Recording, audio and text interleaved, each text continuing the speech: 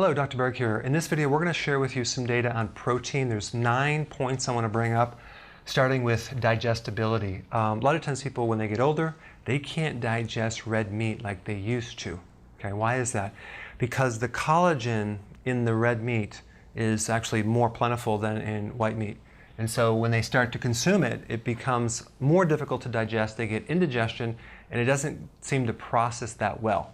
Okay, so that's a factor. So maybe you can't consume that much. If that's the case, you can either do a different type of protein, or you can add more betaine hydrochloride or apple cider vinegar to make your stomach acids more acidic, because it's really the acid pH that helps activate the enzymes for protein in the stomach that allow you to digest the collagen that you need for your joints and ligaments and tendons.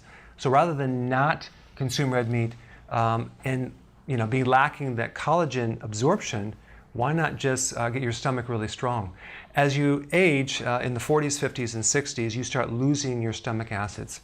And that's the problem that most people have, especially if you're taking antacids or you're taking any type of medication that gets rid of stomach acid. Okay. So, and then also lean versus fatty protein. Believe it or not, it's easier to digest fattier protein than lean protein. Like if you did whey protein powder versus the fatty hamburger, not with the bun, but just regular hamburger, the fatty hamburger is much easier to digest, believe it or not. So apparently in Mother Nature's design, protein always come with fat. You never see just lean protein in nature. So just consume it as its whole form, not some lean anything or low fat anything.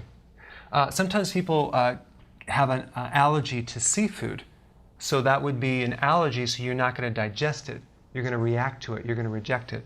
Or like hemp protein powder, when I consume that, my body just cannot digest that. So that wouldn't be the source of protein that I can digest. It bloats me.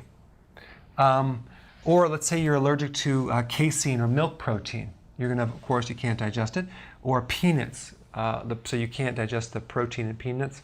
So that would be a digestive factor to look at. Okay. Number 2, stress and the adrenals.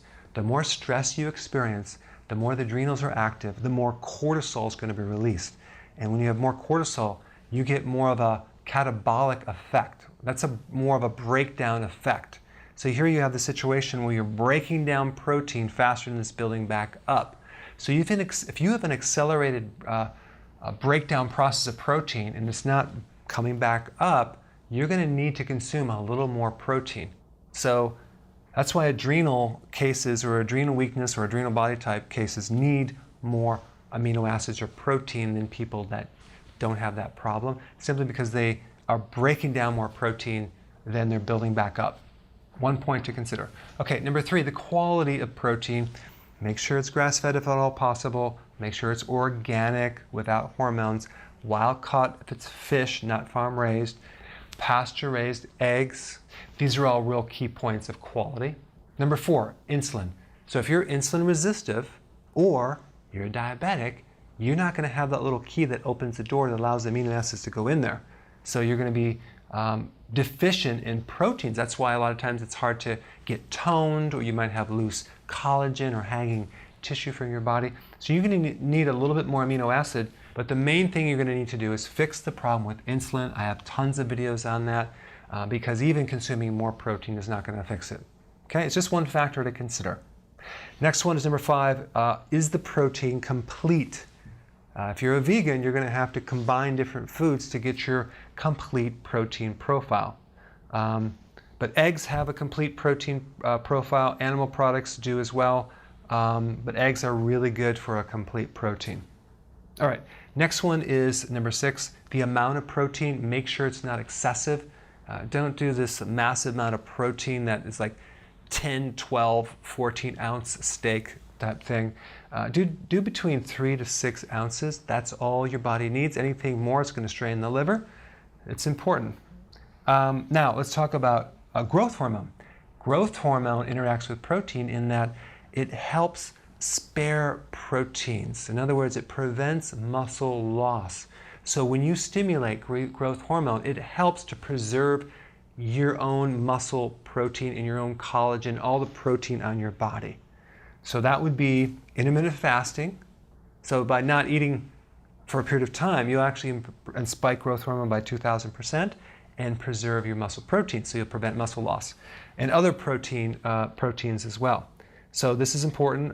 Intense exercise will help you. Good sleep will help you as well. Those are the main things with that. Now, cooked versus raw. The more cooked a protein product is, the worse it is. So if you're having a steak, have it more rare than overly cooked. Very important with this to actually get more amino acid absorption. Okay, stomach pH, very common problem.